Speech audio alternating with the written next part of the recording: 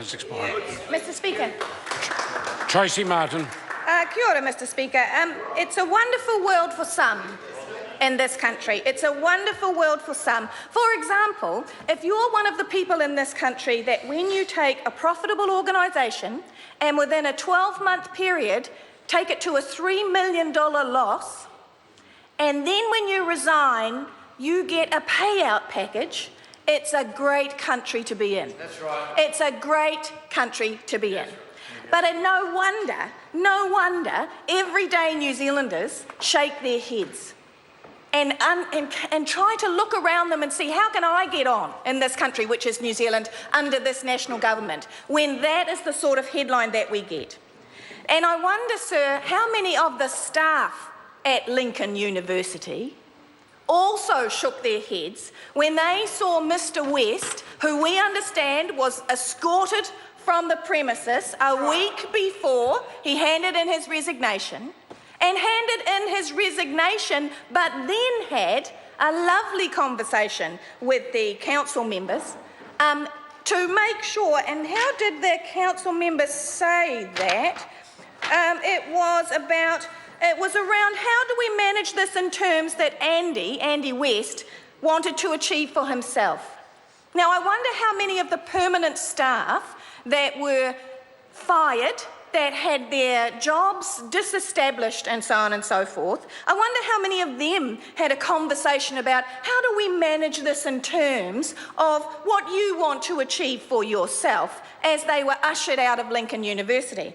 And why were they ushered out of Lincoln University? Predominantly because when Mr West got there, there was a $5 million cash in hand amount. When Mr West left, there's now a $2 to $3 million deficit on the books. And how did we get to there? Well, some really interesting decisions. But let's go to how Mr West was appointed to start with. Yeah, that's a good story. Let's go to the 26th of July 2013 and let's go to a statement by Mr Stephen Joyce. At Lincoln University and the University of Canterbury, I'm using an unusual number of appointment opportunities to implement a strategy that will encourage collaboration and cooperation across the two councils. This strategy will also strengthen the high-level financial skills available to councils and their deliberation as these institutions recover from the Canterbury earthquake. Well, that didn't work, did it? That didn't work, did it?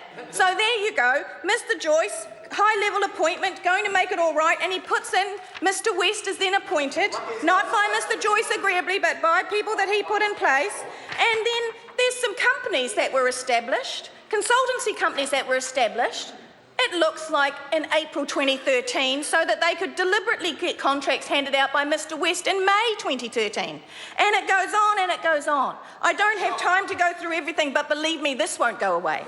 In the last few minutes, sir, I want to talk about Salisbury School.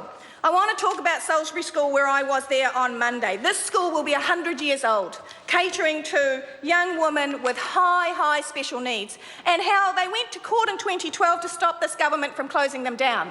What's happened to them since? This government has strangled them, almost to death. 4 years ago, they had 80 students, catering for 80 high-need students in a beautiful environment, an environment that provided excellent teaching, one-on-one learning in peace and tranquility for these students that need it. They boarded there and gave their families respite. How many students do they have now? 9. How many students will they have next year? 2. Is that because there's no need, sir? No. It's because the IWS scheme, the intensive wraparound scheme, is blocking these students. And how do I know that? I know that because our officers have had to work with students, with families that are under extreme pressure for a philosophy that Lockwood Smith railed against, when the Labour government said they were going to put it in. So what has happened to the National Party, philosophically, that they refuse to support these high needs female students inside this incredibly intensive environment? But we will not stop. We will continue, sir, to make sure that the families out there contact our officers, and we will fight this government from shutting down a Salisbury School and the special needs that are required for these young women. Kia ora.